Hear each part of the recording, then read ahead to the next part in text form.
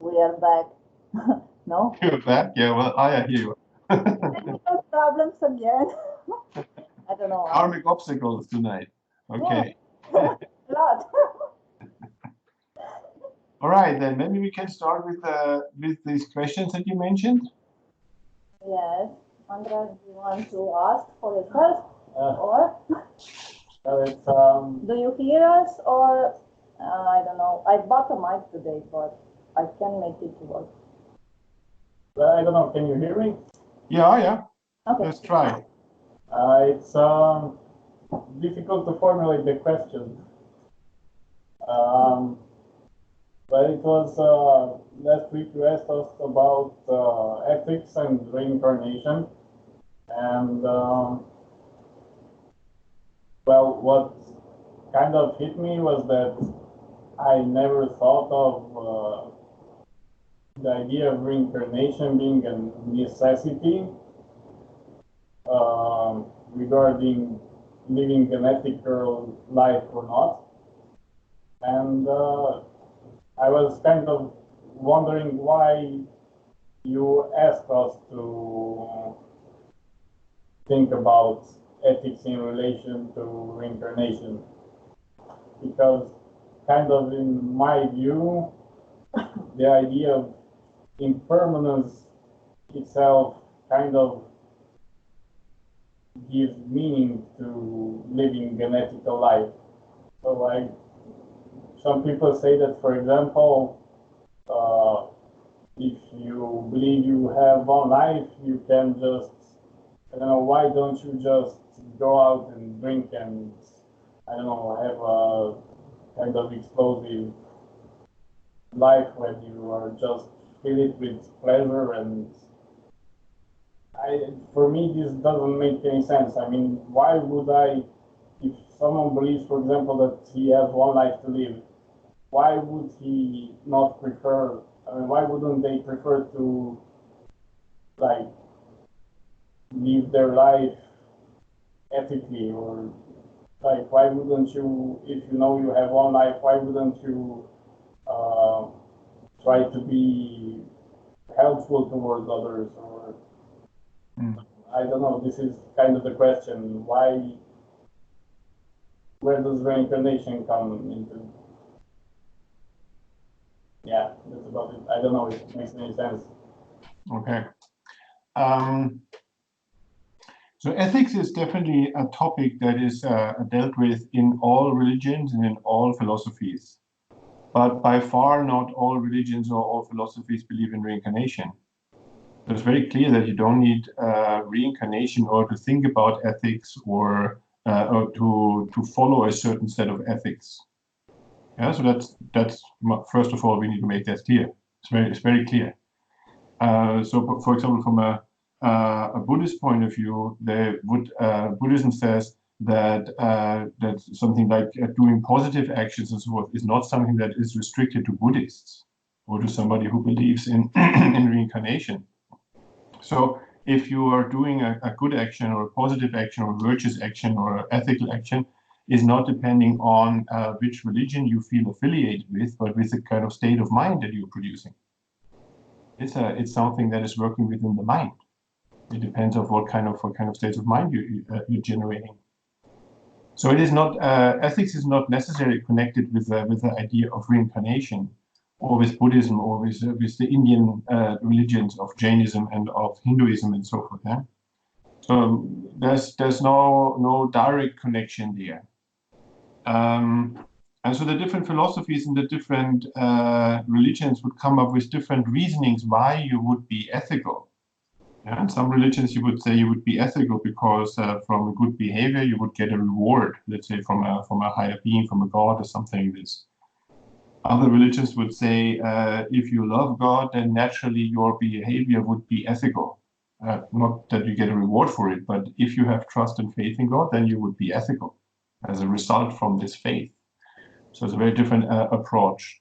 Then some people might not follow any religion, which means they would not believe in any kind of life after death. So they don't believe in an eternity or in a higher spiritual level of existence. And still they could be ethical. So this would be, again, due to them having a certain motivation or state of mind in which they want to benefit others, or at least they don't want to harm others. So the question is still, why would somebody who is not religious want to do that? Why would somebody want to abstain from harming others or kind of even engage into benefiting others when it's anyway only about one life, and after that there's death and everything is over? Yeah, so this was part of your question, I think, isn't it? Yes.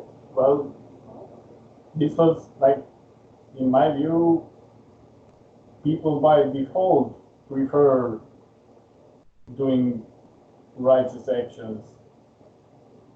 At least that's my view of people. I don't think that people by default enjoy harming others. This is at least not my view of people. Yeah. Yeah, so it's true that we are, at least as human beings, probably, or at least in our modern societies, we are in the lucky state that most people are not kind of enjoying torturing others or getting the better of others, I guess. So one of the major forces behind unethical behavior is egoism. Yeah, when you are mainly thinking about your benefit, and if somebody else might be an obstacle for your benefit, you are very willing to push this person aside because you don't consider the other person. You consider only your own goal. And I think this is something that is also present in our societies. Yeah? Maybe there is no cruelty or less cruelty in the sense of that we want to actually harm others or punch others or beat them or something like that. But I think the egoism is very present nevertheless, isn't it? Would you agree? Yeah. Yes. Yeah, and so this is actually the main thing. Why is anyone harming somebody else? Like very few people are getting pleasure out of harming others. Yeah, so this, if you especially distort it, then maybe you get pleasure out of harming others. But most people would harm other people not because they get pleasure out of harming others, but because they want to push them out of the way to get their benefit or their goal. Yeah.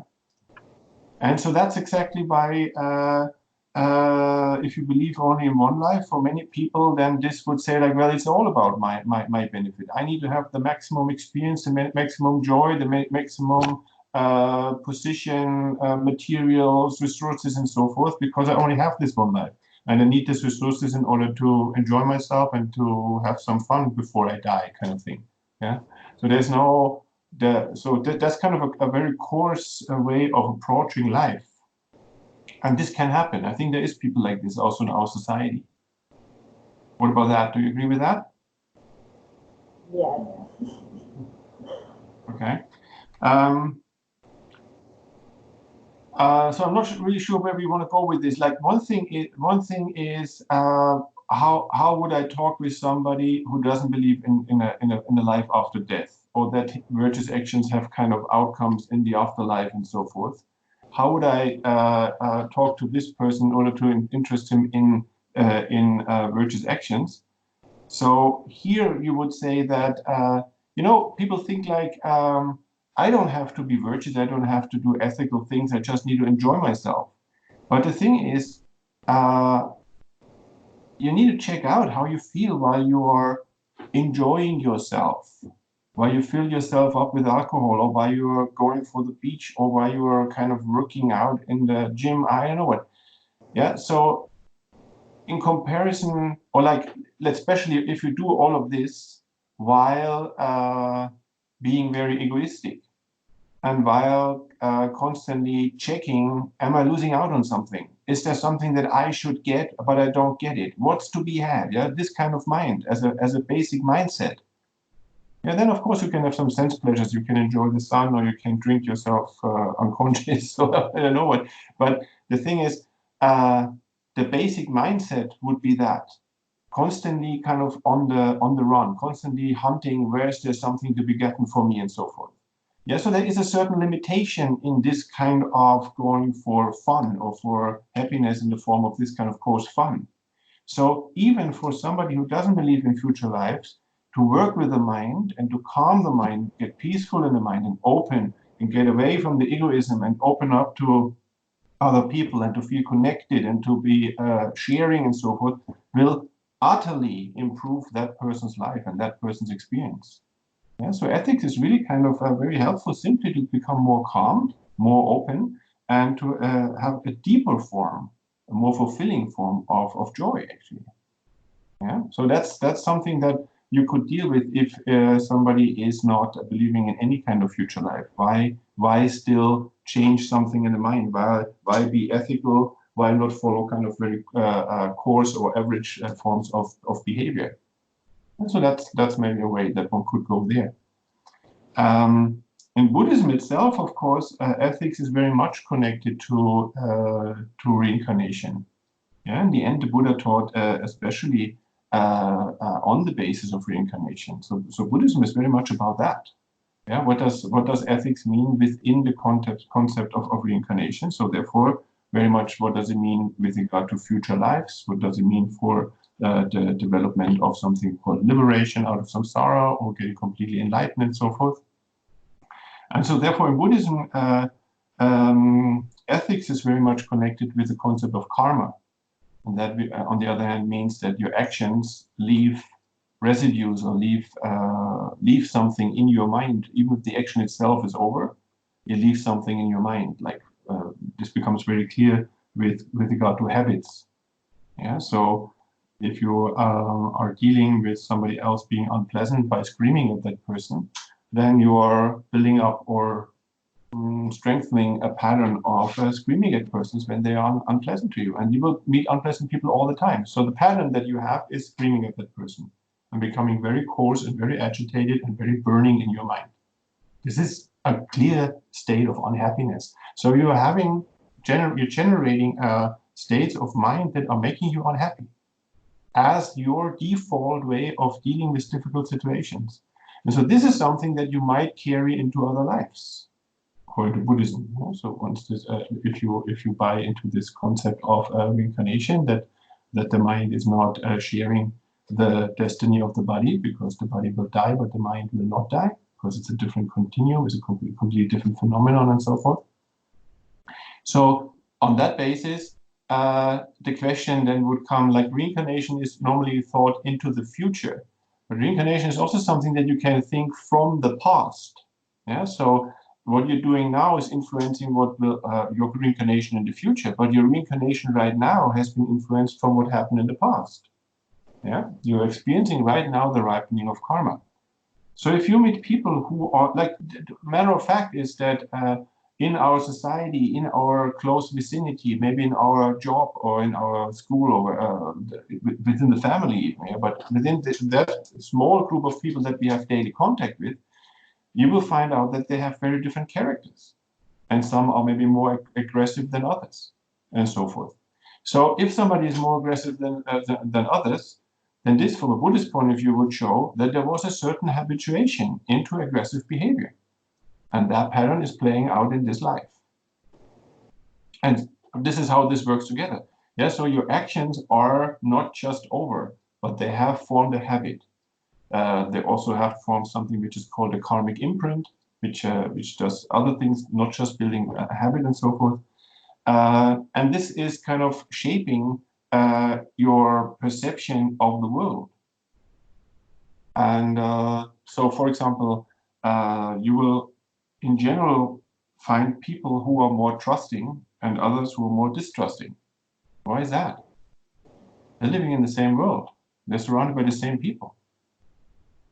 So why is it some people are more trusting and the other are more distrusting? So as a general outlook onto the world, like if you're more trusting, somehow you feel like you yourself mentioned this, you feel like that people are not by default kind of wanting to harm others. That's already a good outlook, I would say. This is already kind of very trusting in the human nature. Other people wouldn't say this normally. Maybe other people walk the planet thinking like, who's going to try to harm me next? And that's their world. This is the frame of experience that they have. So why is that? Why do they have this approach and other people have a different approach? So a Buddhist point of view, very clear. This is due to conditioning from other lives. I mean, this does, by the way, not exclude that there's also conditioning going on in this line, of course. Yeah, like psychology would, or certain types of psychology would talk differently. They would say, like, they had this idea that a human being comes as how you say, a white sheet of paper, and then the society and the education system and the family situation and so forth is printing on this white paper, and then it leaves a pattern, and then that's your character. So Buddhism is going further than that. It says, like, you're not coming as a white paper. You're already bringing a lot of things. Yeah, and you bring a lot of things which are still potentials, but other karmic potentials have been activated.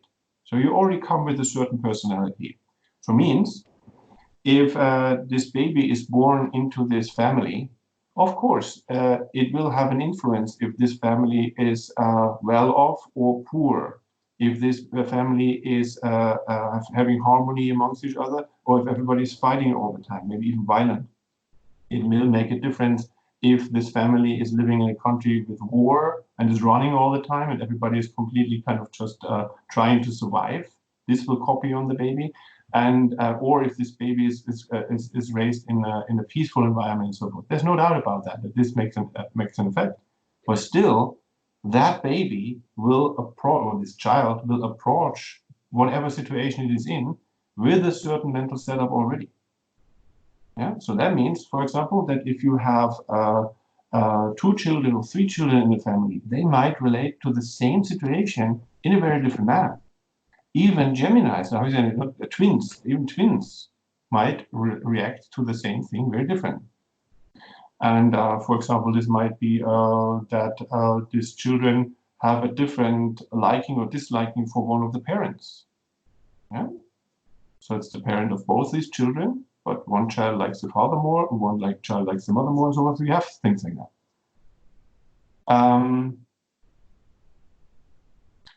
So that's the idea of Buddhism, that actually there is this outcome of karma. Karma, as I said last time, is a Sanskrit word that simply means action.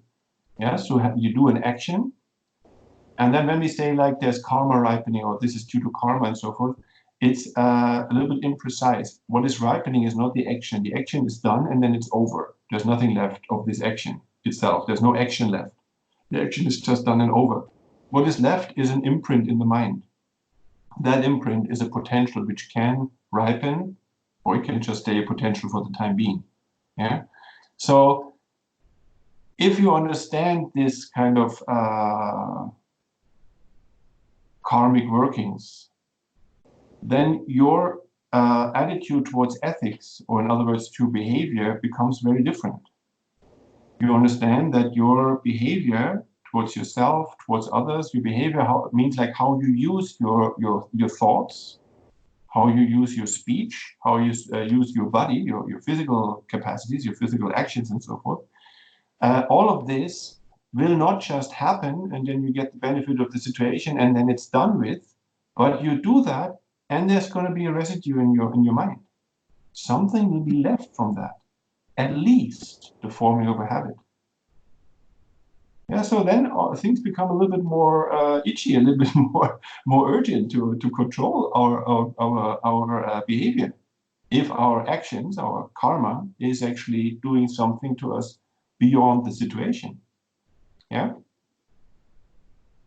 So this is where the context comes in Buddhism. So Buddhism starts to talk about ethics on the basis of karma. We came to the whole topic of ethics out of the 3 higher trainings. Yeah. So somehow Marius and maybe all of you thought to structure the future sessions according to the 3 higher trainings of ethics, concentration, and wisdom. And so there the context is that you need to have an ethical behavior in order to get anywhere with your concentration practice. Yeah, we talked about this last time. And you need to have a concentration, a very advanced form of concentration, actually, in order to get your wisdom being very powerful. And only by this wisdom, you can actually destroy all the afflictions, everything that keeps you in samsara, and get liberated from that. So that was the context last time. Shall I talk a little bit more about this? Because several of you weren't there last time. We were only 2 people last time. If you're 3, we were 3. Does it all make all sense with these 3 higher trainings? And you can say some words about the last session, yes. for them. Okay. So I'm sorry, I'm going way beyond the question, I think, right now. I hope this is okay. Yeah, so last time we were talking about how we are doing now kind of a module, let's say, on ethics. And then later on, we're going to do one on concentration or meditation, probably rather, and then one on wisdom. And so this structure was presenting itself out of what is called the 3 higher trainings of, well, ethics, concentration, and wisdom. And I was talking about why would anyone want to practice these 3 kinds of higher trainings? What's the context for that? And so I said that the Buddhist teachings are having kind of 3 layers, what they are addressing, or like 3 kind of goals can be achieved by them. I mean, probably much more, but in our traditional teaching, we talk about 3 goals. One goal is that you are actually making sure that you are not going to some kind of bizarre or painful type of rebirth. Yeah. So, for example, reincarnation would include that you can become an animal, and you don't want to be an animal. Yeah. However cute your cat is, however cute your dog is, however much you might like, I don't know, snakes or fish somewhere in the zoo, you don't want to be that. And I'm saying this, I'm not joking. There is people who say like, oh, my cat is so cute, has a nice life, has such a nice personality. I would love to be a cat in the future. Lama Zopa Rinpoche said, if you would stay for 5 minutes in the mind of this cat, you would from then onwards practice day and night to make sure that you will never become a cat. So that's really something interesting to explore, because they really, maybe you have some cats here in Alanda, some of they showed up here and they're fed and so forth, and they're just lying around and they look around, they're petted by everybody, they get food and they have all the garden to themselves and stuff like this.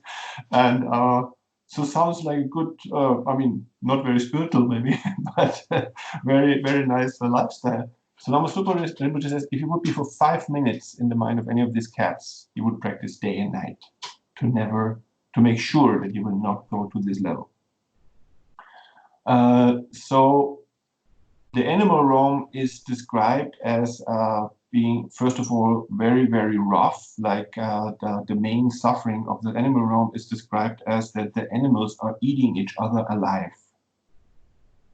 So that's maybe not necessarily the case with the cats here, or the pet cats that somebody has at home, or pet dog or something like this. But if you look at the vast majority of animals on this planet, they're eaten alive.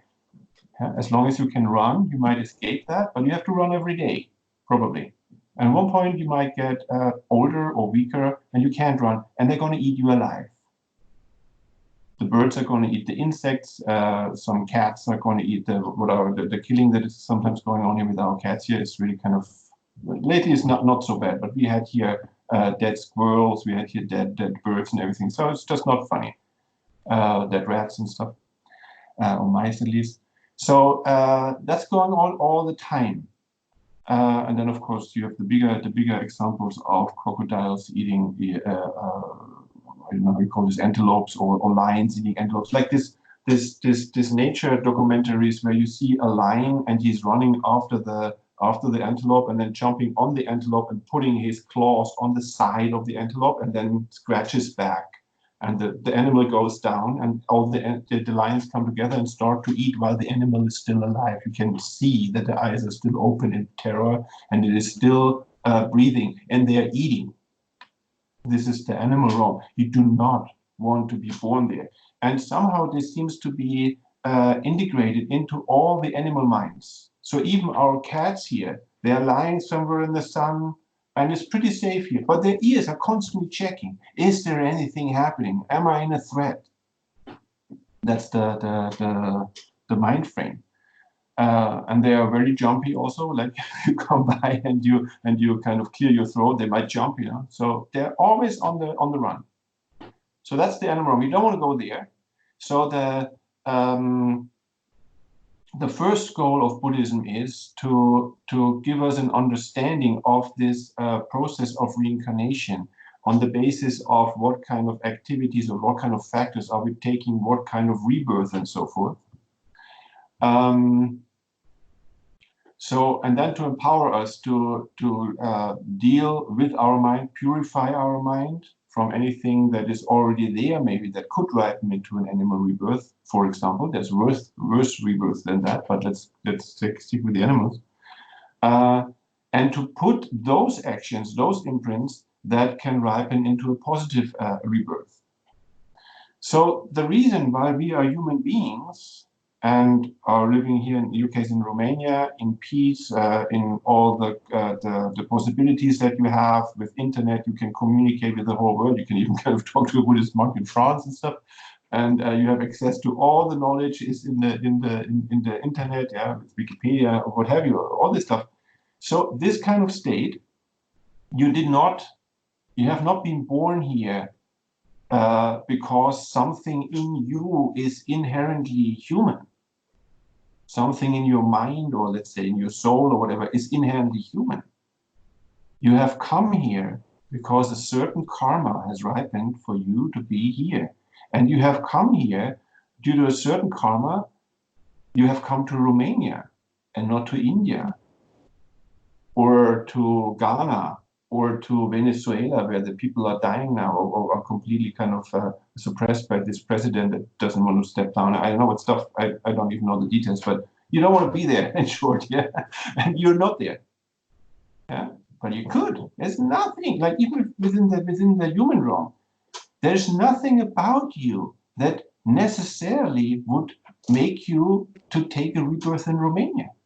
There's nothing about you that would kind of save you from being reborn in a war zone or somewhere like in Venezuela or in a poor area or in a tribal area. It could be a tribe somewhere in Africa or in the Amazonian.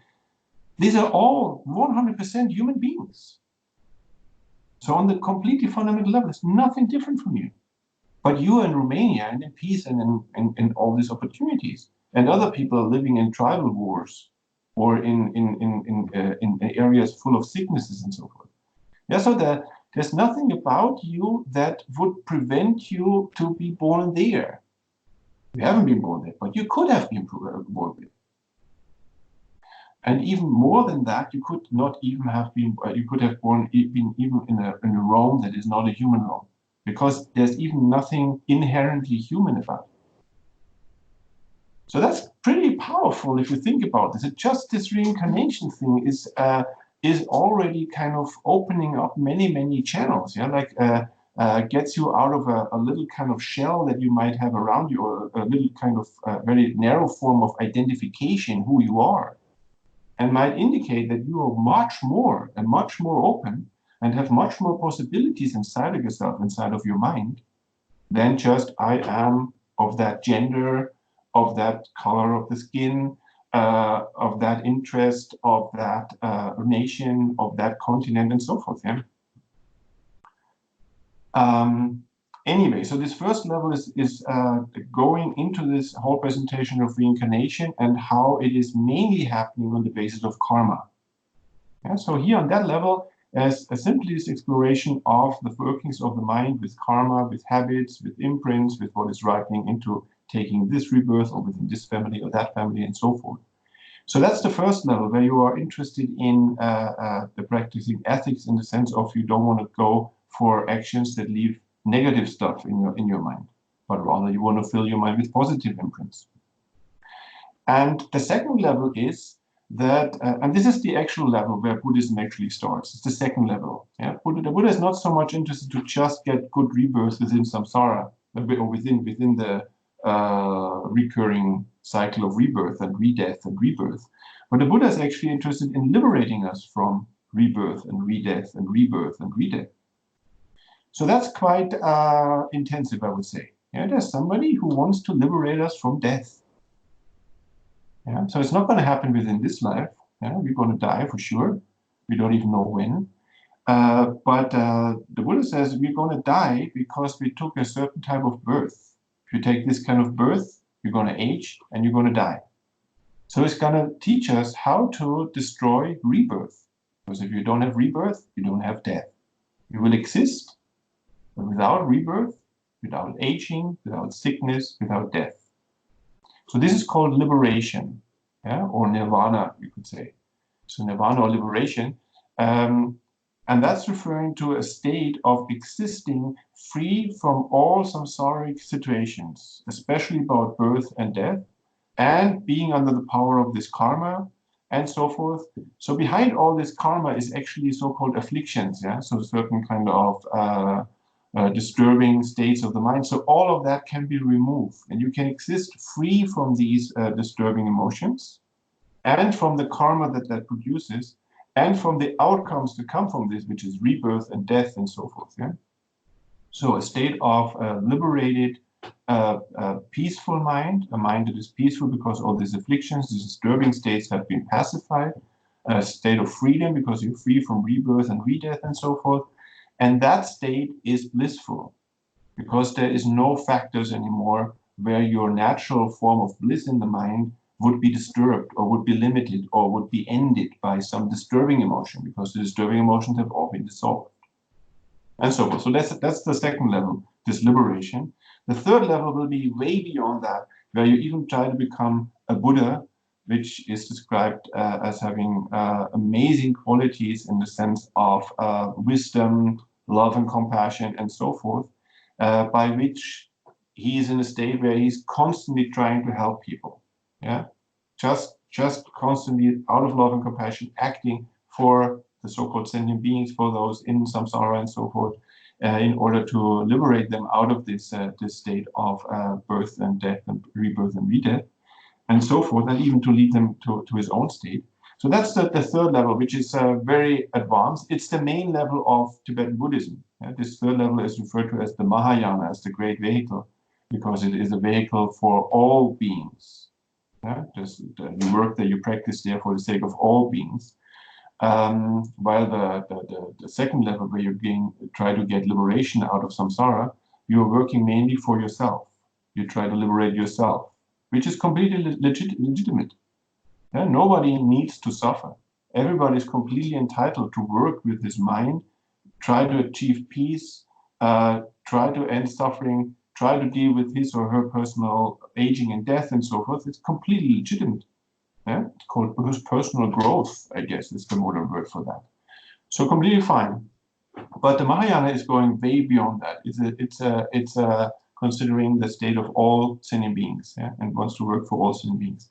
So I'm saying that because these three higher trainings that we have been talking about of ethics, concentration, and wisdom, they are especially connected with this second level. Yeah, so somebody who actually understands that here in samsara, there's just no end to birth and aging and death and rebirth and aging and death and so forth. And I mean, death means that you lose everything, all your relations, all your family, all your country, all your knowledge, even being a human, even what you're belonging to, which kind of type of life you belong to, even that you lose.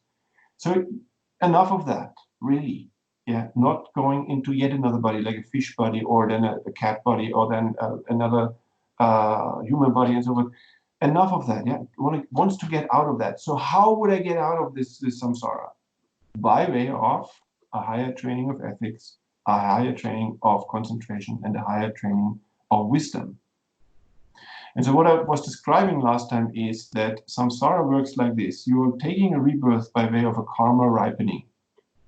The karma, as I said, is a residue of your actions. This residue is a potential.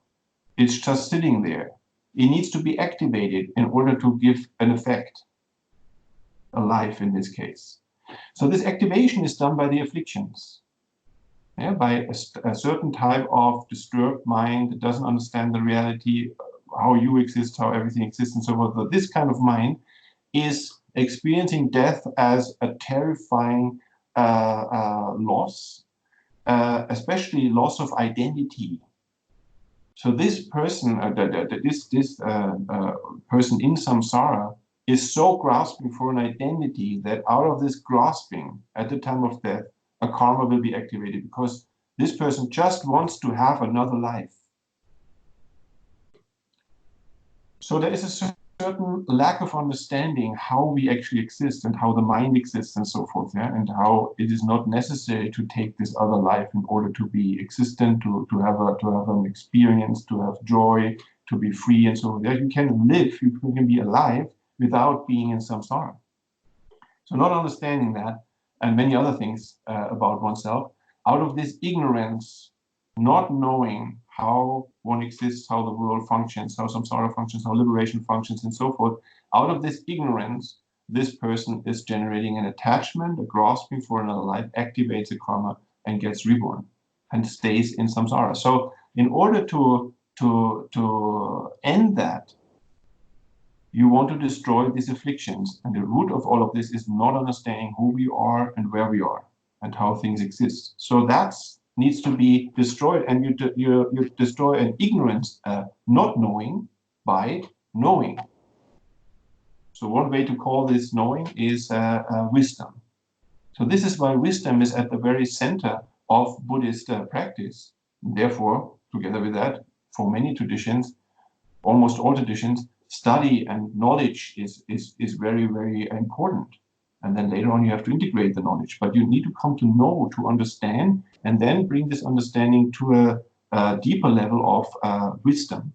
By that, you can destroy this ignorance that you have about yourself and how the world exists. So this wisdom, as I just said, cannot be just an intellectual knowledge, but it needs to be integrated. And it will be integrated through very powerful forms of meditation. Yeah? In meditative experience, you can bring things deeper that you already know. It's not that you try to know something new. You know that already, and now you need to integrate it by this meditation. This meditation especially is going to be a state of mind that is very, very single-pointed, very, very concentrated, very kind of absorbed into its object of meditation, this wisdom, for example. So this is where the concentration comes in. This is why the second higher training is concentration. And to gain these higher states of concentration and absorption, you can really kind of, as you wish, put your mind on any topic, for example, on this wisdom. You need to first calm the mind on the coarsest level. You need to get out of the coarsest forms of afflictions and of disturbance and the coarsest form of selfishness and so forth. And this is what you're doing by ethics. Yeah, so this is how where the context is. Yeah, that you need ethics in order to start somewhere with pacifying the mind. If you have done that, you can go to deeper levels of spirituality by going for deep absorptions and concentration. And on that basis, that what you have understood from your study and so forth, you can bring to a deep integration in meditation. And that will be a powerful wisdom that can actually destroy the ignorance about where we are, how samsara exists, and so forth. And this will be the actual liberating tool. Like, I don't know if you have seen an image of the Buddha Manjushri. Do you have an image of the Buddha Manjushri in the center? We got some molds. A mold? Yeah, well, better than Molds and satars. good enough. I mean, do people know that this is a bodhisattva that is sitting cross-legged on a moon disk and a lotus, Yeah, and he's holding one lotus with a text on it. And in the other hand, he's brandishing a sword, a flaming sword. The sword is on fire, yeah, over his head. Yeah, you have that? Okay, we've got one now. What is the sword? Oh, that's very tiny. Oh, that's very But tiny. we've got one. Anyway, what I'm trying to say is this: on the one hand, he's holding at the hand, at the heart, this kind of lotus stem. I guess he makes the teaching mudra like this, and he's holding a lotus at the heart. And on this lotus is a text. So this is indicating the wisdom coming from studying from the scriptures. Yeah, knowledge, understanding. And then he's brandishing this sword, and this burning sword is indicating the experiential wisdom that is actually cutting off the root of samsara, which is the ignorance. Yeah, so one is the mastery over the actual knowledge, intellectual, if you like, and the other one is the integration of all of this. And for that, you would need to, in order to get this burning sword of Manjushri, to cut the root of samsara completely, you would need to gain concentration and bring this wisdom to a very deep level. So that's the connection here. And in order to get concentration, you would have to first work with the mind to pacify it through ethics. So that's kind of the context that we have here. On the Mahayana level, yeah, where you're working to become a complete enlightened Buddha, you also need this connection. You need ethics to get concentrations and wisdoms in order to go to even higher levels and so forth. But further on, you would simply abstain from harming others because you want to help others. Yeah, it's not about that you don't want to go to lower realms. It's not about that you need ethics in order to get concentration. Not only that, I mean, also somebody from the Mahayana doesn't want to go to the lower realms, and he also needs concentration. So all of this still holds. But first of all, the ethics is such that you want to help others, and you don't want to harm others. Okay? So therefore, yeah, you would abstain from harm on the basis of this love and compassion that you have, first of all. And then further on, you also want to bring other people to practice ethical discipline, because by this they can calm their mind, that more open, more relaxed, more safe state of mind.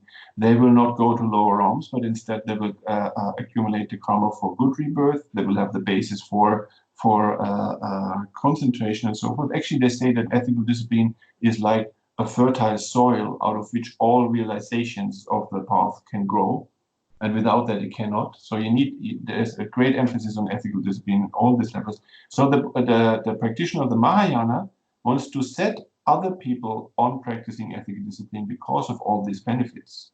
In order to be able to do that, one aspect is that he also will practice it him or herself, in order to give an example to the other people. So there's different approaches on how and why, with what goal, with what perspective you're practicing ethical discipline. Yeah, so our context was that of the 3 higher trainings, and these are trainings from the middle school, right? Right. So and actually, my God, I completely exhausted our time. Yes. All right. That was one question then. I don't know. Was it even one question? Did you get your answer? Yes, thank you. Yes? Yes, thank you. Okay, cool. Wonderful. That's already good. Good. Because also there is people who don't believe in reincarnation or in any religion and so forth, and nevertheless they want to help others and so forth. But other people are very egoistic and they don't want to help others, first of all. Like there is this saying, if everybody thinks about himself, everybody is helped. So I think this is a very non-compassionate attitude. You know, if everybody thinks about themselves, then everybody is thought about, kind of thing. So that attitude exists, that's for sure. Yeah, I do my thing. I just take care of myself. Everybody takes care of themselves, and everybody's fine.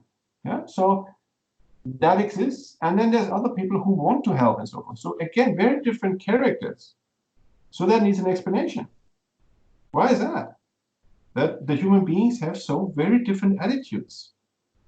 Yeah, so once you have this attitude, you will abstain from harming others and you want to help others. But why does this person have this attitude? And the other person has a very egoistic outlook. And maybe even kind of the stronger wins kind of thing. And the weaker has to see how he gets about it. So that again would in Buddhism be explained by karma. So even if this person in that life does not believe in karma, but is having this very compassionate heart or this compassionate, helpful attitude towards others, this would be the case because in past lives there were certain structures or habits formed which are now naturally here, even without believing in reincarnation or anything like that. So of course what Buddhism was hold is like that this whole reincarnation thing is a description of our universe, kind of a description of fact. It's not a question of if you believe in that or not. It's not a matter of choice. It's like gravity. It's not a matter of choice. Well, I guess that our planet is spheric, or like a sphere in space and not flat. It's not a choice. One of them is true, the other one is not. So the Buddha is often described as describing what is. And so sometimes he's described as a scientist, actually. So here you are. Anyway, as I just said, I already have exhausted my time. Did you have more questions from the discussion group? No, this was the biggest. This was the big question. Yeah, I mean, this is the big question for sure. This is so that's I'm very happy that you came up with that. So keep discussing that, and I'm very happy to talk more about this next time. Yeah. You suggest some topics for the next sessions.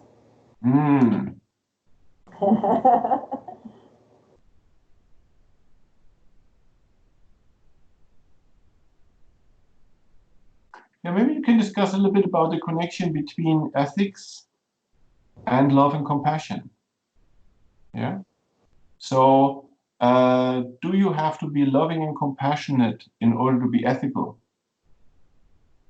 Would love and compassion, to cultivate love and compassion in your heart, be helpful with regard to being ethical?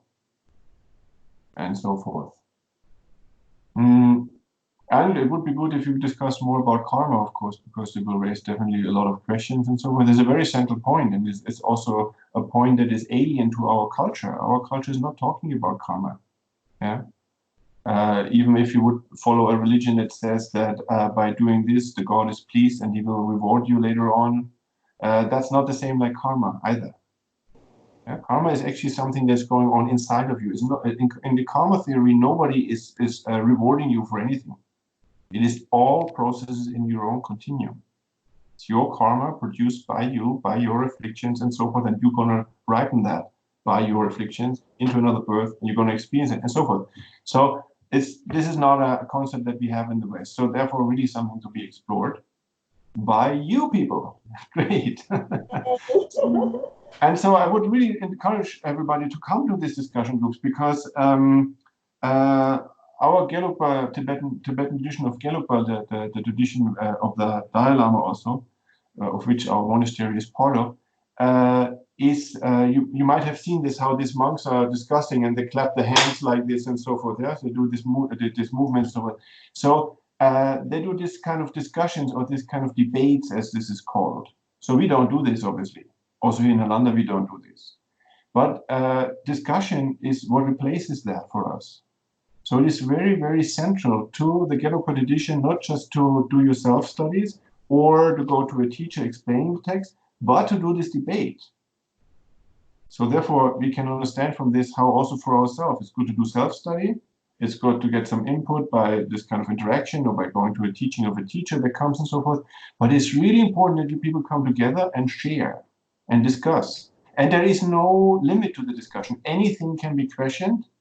Anything can be said like, I don't think it's like this, or this doesn't make sense to me and so forth. As long as you stay open. Yeah. The Buddha was once saying, I'm not quarreling with the world is quarreling with me. So the Buddha is very, very open for anybody to come and discuss with him. Yeah? And this is very much encouraging this. Also, he says, do not take what I'm saying for granted or out of faith or out of respect. Yeah? This will not get you anywhere. You need to question everything that I'm saying. And indeed, the Buddha, being all-pervading love and compassion, manifesting for the benefit of all beings, will say one thing to one being and another thing to another being in accordance with the capacity of that being, what that person needs to hear right now.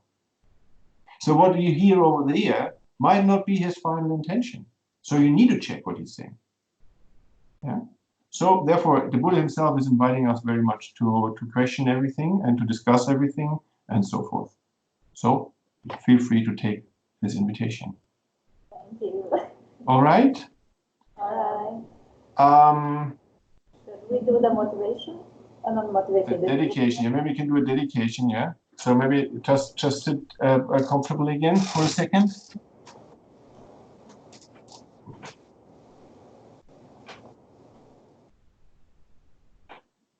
And focus a little bit.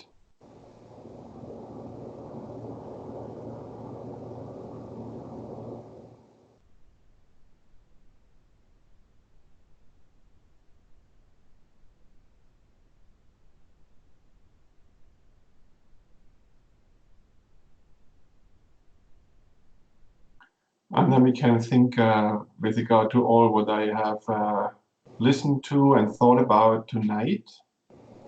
May I get these topics clearer, like reincarnation and karma and ethics and love and compassion and so forth. And that whatever that I did understand, may I be able to integrate this in my life. Whatever made sense to me, may I be able to integrate this in my life. So I can be more happy, more alive in my own experience and share this with everybody around me.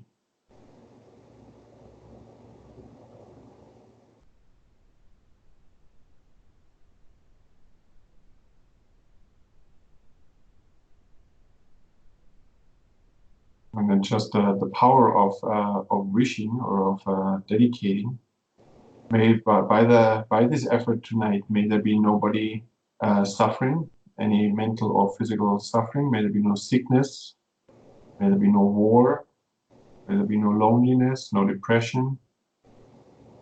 May everybody have all the necessary resources that he or she needs.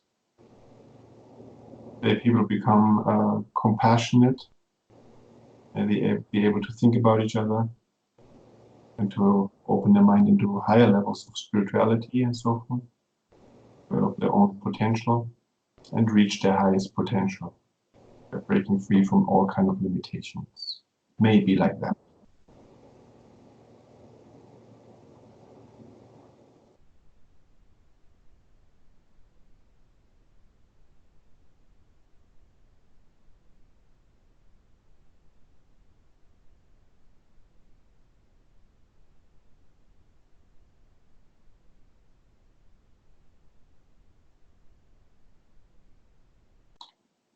Okay, thank you very much.